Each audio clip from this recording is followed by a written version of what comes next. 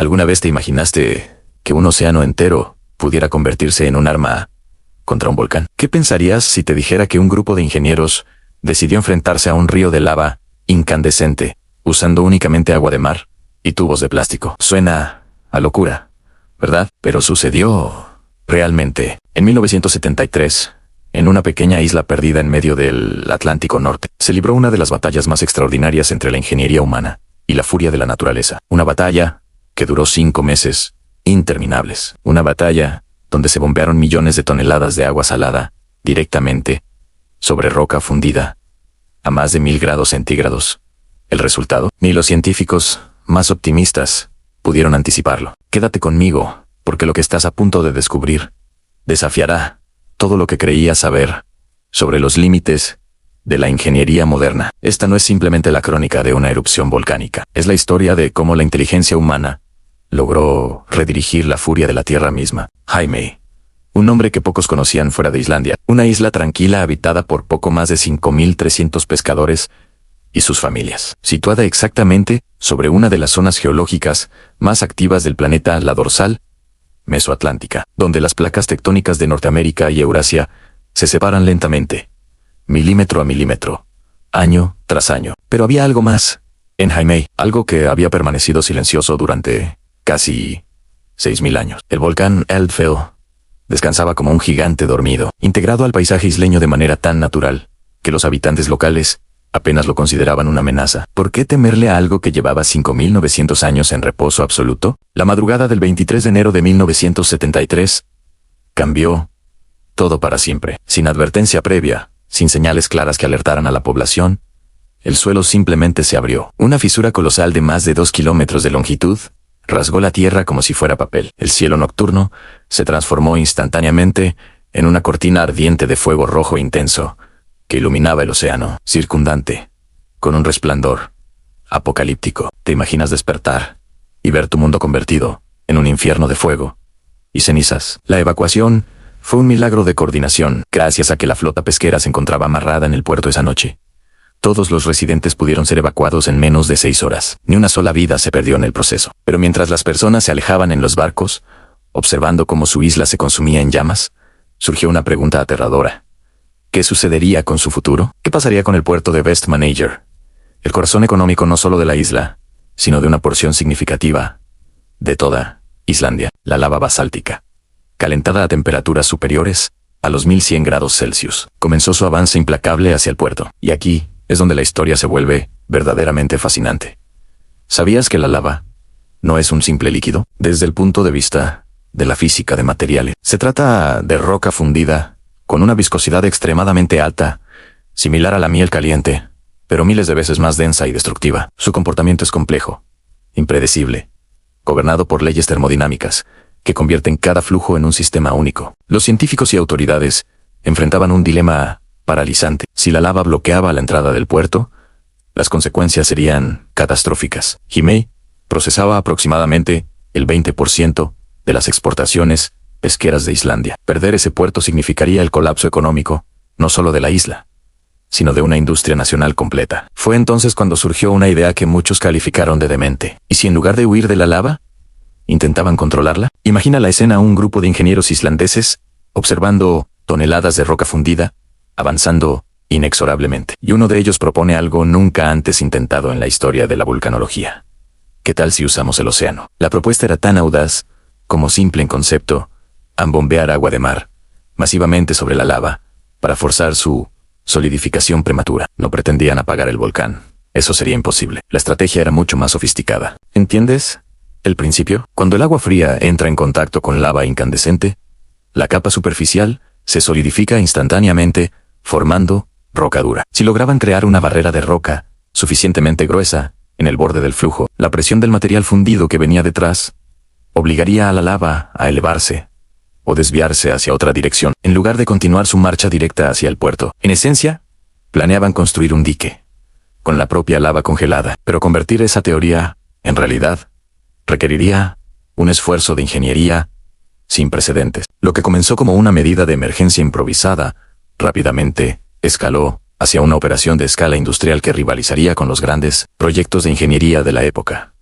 Islandia movilizó recursos de manera extraordinaria. El gobierno coordinó con Estados Unidos el envío urgente de equipamiento especializado. A finales de marzo de 1973, arribaron a Jimmy 32 bombas de alta presión, diseñadas originalmente para la industria petrolera, máquinas capaces de operar en los ambientes más extremos del planeta. Pero aquí está lo ingenioso del diseño del sistema. En lugar de concentrar toda la potencia en un único punto, los ingenieros organizaron las bombas en 4 conjuntos completamente independientes. Porque esta configuración era crucial. Cada conjunto operaba como una línea autónoma, con redundancia incorporada. Primero, 2 bombas de baja presión capturaban agua directamente del mar y la conducían hacia un depósito intermedio. Esta etapa era fundamental para estabilizar el flujo y evitar que las oscilaciones del océano comprometieran todo el sistema. Posteriormente, entre 5 y 7 bombas de alta presión impulsaban esa agua hacia tanques presurizados que alimentaban las tuberías principales rumbo al frente de batalla. El sistema completo integraba 43 bombas con motores de aproximadamente 2.700 kilovatios cada uno, funcionando tanto con gasolina como con diésel.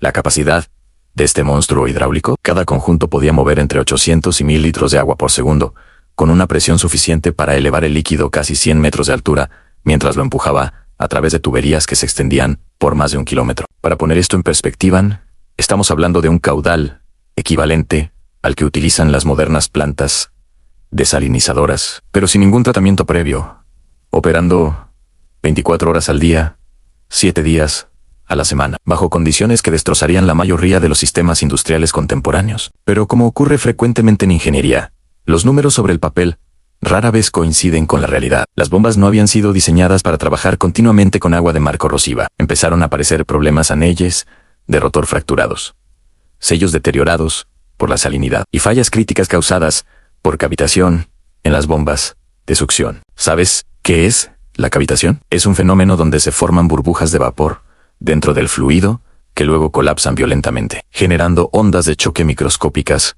que literalmente perforan el metal con el tiempo. Imagina millones de diminutas explosiones erosionando las paredes internas de las bombas, hora tras hora. Mientras luchaban contra la lava, los ingenieros también libraban una batalla paralela contra el colapso mecánico de su propio sistema. Equipos de mantenimiento trabajaban turnos de 18 horas, reemplazando componentes y soldando fracturas. Y el desafío aumentaba día tras día. A medida que la lava avanzaba, los puntos de rociado debían desplazarse constantemente hacia arriba y hacia adelante. Cada metro adicional de tubería significaba mayor fricción y menor eficiencia. La operación no consistía simplemente en lanzar la máxima cantidad de agua posible. Requería cálculos precisos y decisiones estratégicas constantes. Y aquí viene la parte que parece sacada de una película de ciencia ficción. ¿Cómo instalas tuberías sobre lava viva?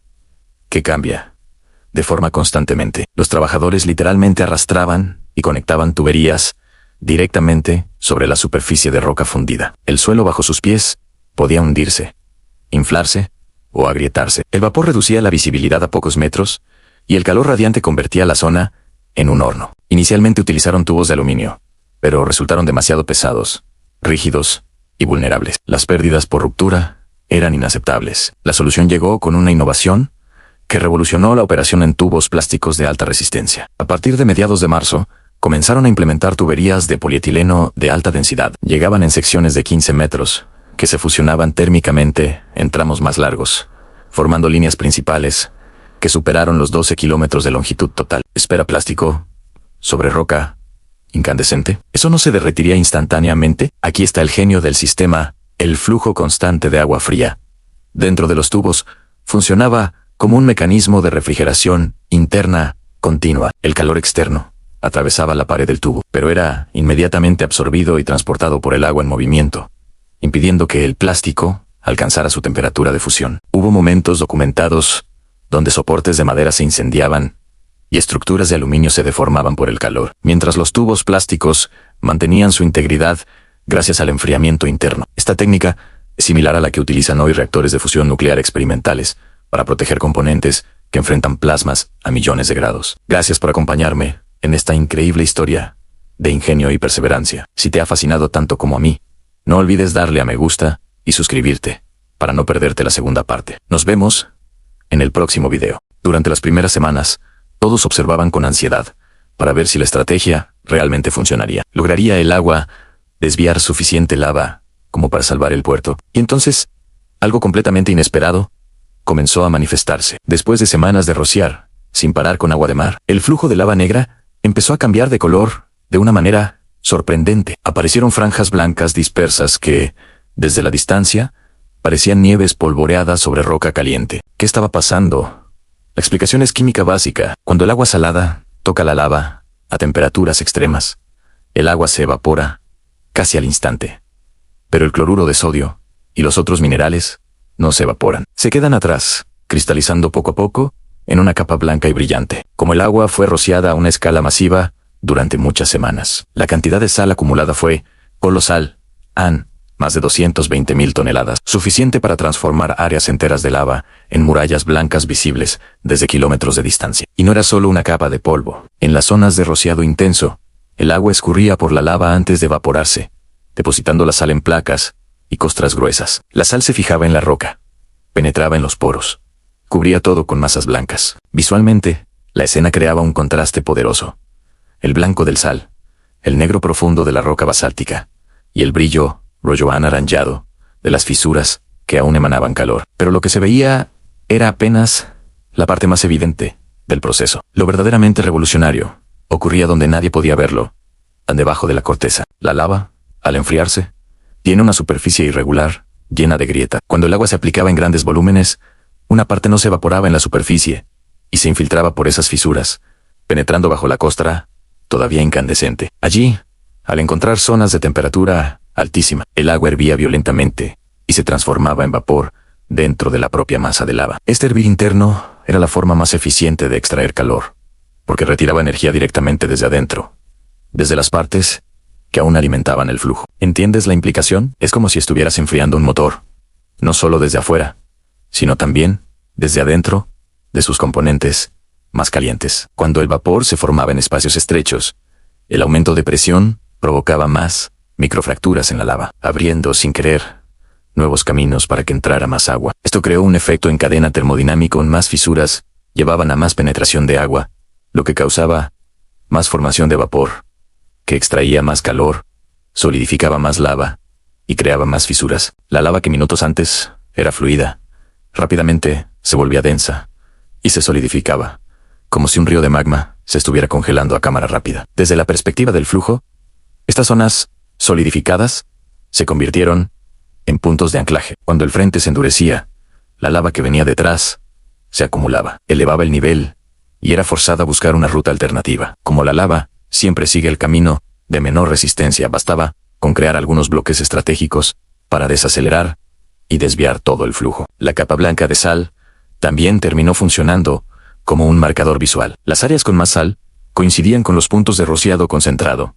es decir, donde la corteza de lava se había enfriado más rápido. En otras palabras, la muralla blanca era un fenómeno químico y a la vez un mapa visible que mostraba dónde la intervención humana había sido más intensa. La operación de rociado se mantuvo sin parar desde finales de marzo hasta el 10 de julio de 1973. Durante ese periodo, se bombearon aproximadamente 6.2 millones de toneladas de agua de mar sobre la isla. Para ponerlo en contexto, eso equivale al volumen de más de 2.400 piscinas olímpicas. Cuando el volcán Elfel finalmente se calmó a principios de julio, lo que más impresionó no fue lo que se había perdido, sino lo que se había creado después de 5 meses de caos controlado. El flujo de lava que amenazaba el puerto se había solidificado formando una masa de roca gigantesca que se adentraba en el mar. Y aquí viene el giro extraordinario de la historia. Esa barrera funcionó accidentalmente como un rompeolas natural de diseño perfecto. Gracias a esta nueva formación geológica, las aguas del puerto quedaron más protegidas del viento y de las olas del Atlántico. Esto permitía que los barcos pesqueros entraran y salieran con más seguridad, incluso durante tormentas que antes habrían cerrado el puerto. Pero los beneficios no terminaron ahí. La lava que avanzó sobre el océano añadió unos 2.5 kilómetros cuadrados de tierra nueva,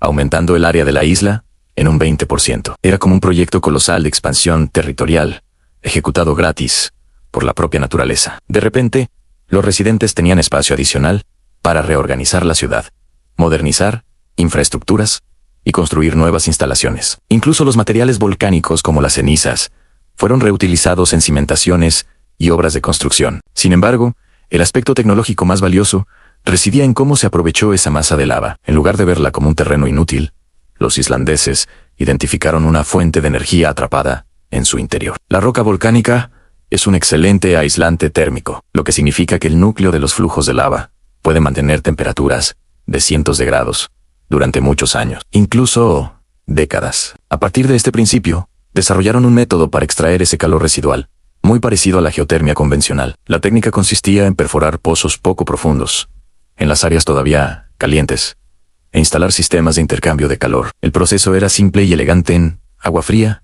bajaba por tuberías, absorbía el calor de la roca y regresaba como agua caliente o vapor, que luego se usaba para proveer calefacción y agua caliente a toda la ciudad. Esta tecnología tiene paralelos con sistemas geotérmicos de circuito cerrado que se están desarrollando hoy en día, aunque la versión de 1973 era, por supuesto, más rudimentaria. La operación no era sencilla. Requería controlar el caudal para evitar choques térmicos, combatir la corrosión y monitorear la temperatura del reservorio, que disminuiría con el tiempo. A cambio, durante muchas décadas, el calor de la erupción proporcionó a Jimei agua caliente y calefacción de bajo costo, transformando una masa de lava devastadora en una especie de batería térmica natural. Estudios de los años 90 estimaron que este sistema le ahorró a la comunidad millones de dólares en costos de energía durante los primeros 20 años. Llegamos al final de esta increíble historia, y es momento de reflexionar. La erupción de Leodfell es mucho más que un episodio de vulcanología. Es una demostración de cómo el ingenio humano, combinado con coraje y estrategia, puede no solo sobrevivir a las fuerzas de la naturaleza, sino también convertir la adversidad en oportunidad. Los ingenieros islandeses no intentaron vencer al volcán con fuerza bruta. En cambio, aplicaron un principio fundamental: si no puedes eliminar un problema, redirígelo, canalízalo, transfórmalo en algo manejable. Usaron millones de toneladas de agua de mar como una herramienta de gestión térmica, forzando a la lava a elegir caminos menos destructivos. Al final, el Eldfell no dejó solo un nuevo volcán. Reestructuró completamente la isla de Jimei. El puerto quedó mejor protegido. El territorio se expandió en un 20% y la comunidad convirtió el calor de la erupción en un sistema energético que generó beneficios durante décadas. Es un caso extraordinario, donde un desastre natural no culmina solo con supervivencia, sino con ventajas que mejoraron la calidad de vida de la gente. ¿Qué podemos aprender de Jimei hoy? Primero, que la preparación salva vidas. La evacuación de 5.300 personas en menos de 6 horas fue posible gracias a la flota pesquera que estaba en el puerto. Segundo, que la innovación bajo presión genera soluciones revolucionarias. Tercero, que la colaboración internacional amplifica las capacidades. Y cuarto, quizás lo más importante, que no necesitamos vencer a la naturaleza, solo necesitamos comprenderla para trabajar con sus principios en lugar de contra ellos. Hoy, más de 50 años después, al caminar por Jimei, todavía se puede sentir el calor suave que emana de la tierra. Es un recordatorio silencioso de la batalla que se libró aquí. Una batalla donde el agua del océano logró domar la sangre fundida del planeta. La historia de Jimei nos enseña que cuando la humanidad enfrenta lo imposible con inteligencia, preparación y valentía, incluso los volcanes pueden ser persuadidos de cambiar de dirección. Y esa, quizás, es la lección más valiosa que podemos llevar hacia el futuro. Muchas gracias por acompañarme en este viaje. Si te gustó la historia, no olvides suscribirte para más contenido como este. Hasta la próxima. Hasta la próxima.